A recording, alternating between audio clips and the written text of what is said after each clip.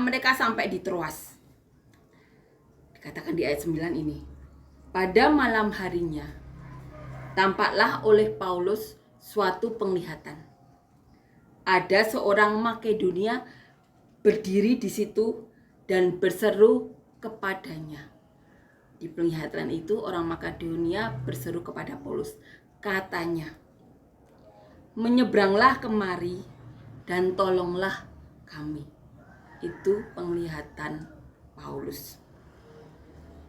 Dikatakan di ayat 10, setelah Paulus melihat penglihatan itu, segeralah kami mencari kesempatan untuk berangkat ke Makedonia. Karena dari penglihatan itu kami menarik kesimpulan bahwa Allah telah memanggil kami untuk memberitakan Injil kepada orang-orang di sana, di Makedonia, salah satunya Filipi. Paulus diberi penglihatan. Di ayat 11 dikatakan, lalu kami bertolak dari Troas dan langsung berlayar di Samotrake. Dan keesokan harinya tibalah kami di Neapolis. Dari situ kami ke Filipi, kota pertama di bagian Makedonia ini, suatu kota perantauan orang Roma. Di kota itu kami tinggal beberapa hari. Amin. Saat ke kota Makedonia, salah satunya kotanya adalah Filipi yang ada di kitab ini. Paulus mendapatkan penglihatan. Luar biasa ya. Bila Allah turut bekerja dan itu adalah permintaan khusus dari Roh Kudus, Allah akan menyertainya. Karena apa? Karena itu adalah kepentingan dari Allah sendiri. Kepentingan Allah dalam memenuhi janji Allah kepada Abraham, di mana Allah katakan Abraham dan keturunannya akan menjadi berkat bagi banyak bangsa. Kepentingan Allah untuk memenuhi janji kepada Abraham, dan Allah turut bekerja luar biasa. Dan kiranya Allah juga turut bekerja dalam setiap pekerjaan kita, sehingga hikmat-hikmat terobosan hal-hal yang baik dapat membuat kehidupan kita atau kehidupan orang-orang sekitar kita, bahkan sampai ke ujung bumi, menjadi lebih baik. Bila Roh Kudus turut bekerja, hal-hal baik yang terjadi, kita saling mendukung ya, saling membantu, agar kita sama-sama mendapatkan Roh Kudus. Imani bahwa Roh Kudus sudah tinggal dalam diri kita.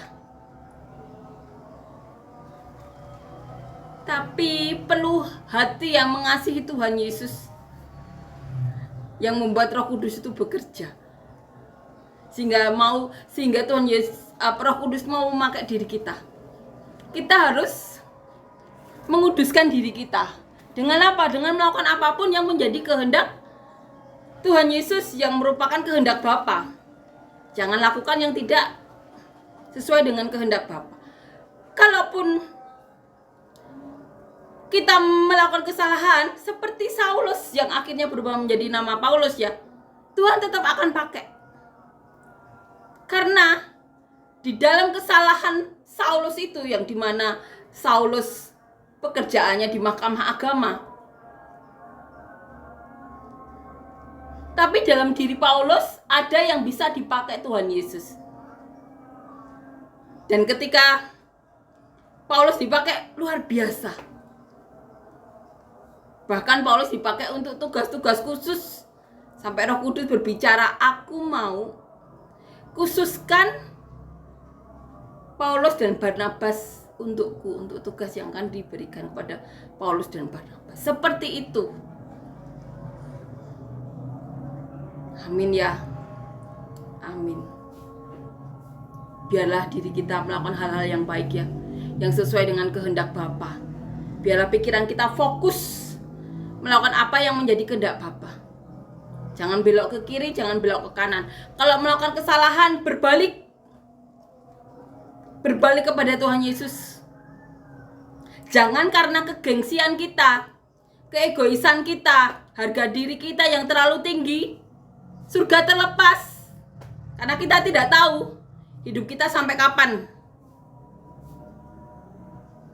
Amin ya. Kalau kita melakukan kesalahan, ampun Tuhan Yesus. Jangan ada gengsi, jangan ada keegoisan, jangan ada hal-hal yang menghalangi Roh Kudus bekerja dalam diri kita. Jangan sampai kita di hidup kita yang sekali ini kita hanya menjadi batu sandungan saja, jadi penghambat saja. Mana bisa dipakai oleh Tuhan Yesus. Biarlah kita menjadi jalan yang membuat kehendak Tuhan Yesus terjadi. Biarlah kita menjadi jalan yang membuat berkat-berkat Tuhan Yesus tercurah. Jangan kita hidup sekali cuma jadi penghambat, cuma jadi batu sandungan. Terus apa gunanya bagi Tuhan Yesus? Ya enggak? Wong ada yang ayat yang mengatakan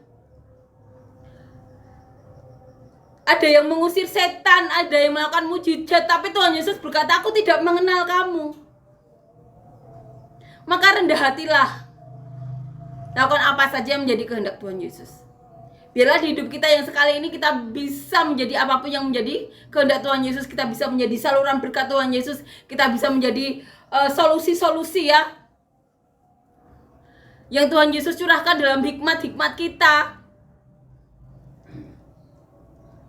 Dalam pikiran kita bekerja hanya karena kehendak Tuhan Yesus, sehingga hal-hal yang baik saja yang keluar dari pikiran kita. Di hidup kita yang sekali rendah hatilah. Di hidup kita yang sekali lakukan saja menjadi kehendak Tuhan Yesus. Di hidup kita yang sekali jangan ada kesombongan.